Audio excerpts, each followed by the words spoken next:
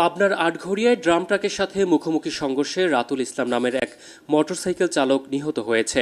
আহত হয়েছে আরও একজন। গুরুতর আহত নারীকে পাবনা জেনারেল হাসপাতালে ভর্তি করা হয়েছে। সোমবার বিকেল 4:30টার দিকে আটঘরিয়ার দেবোত্তর একদন্ত মহাসড়কের ত্রিমোহন নামক স্থানে এই দুর্ঘটনা ঘটে। নিহত রাতুল পাবনা পৌর শহরের পাওয়ার হাউস পাড়া পৈলানপুর মহল্লার নান্নু মিয়ার ছেলে। আটঘরিয়া থানার ভারপ্রাপ্ত কর্মকর্তা শফিকুজ্জামান সরকার এ তথ্য নিশ্চিত করে জানান, নিহত রাতুল বিকেলে পাবনা থেকে তার চাচাতো বোনকে নিয়ে মোটরসাইকেল যোগে একদন্ত যাচ্ছিল। পথে ত্রিমোহন নামক স্থানে বিপরীত দিক থেকে আসা একটি ড্রাম ট্রাকের সাথে সংঘর্ষে গুরুতর আহত হয় তারা।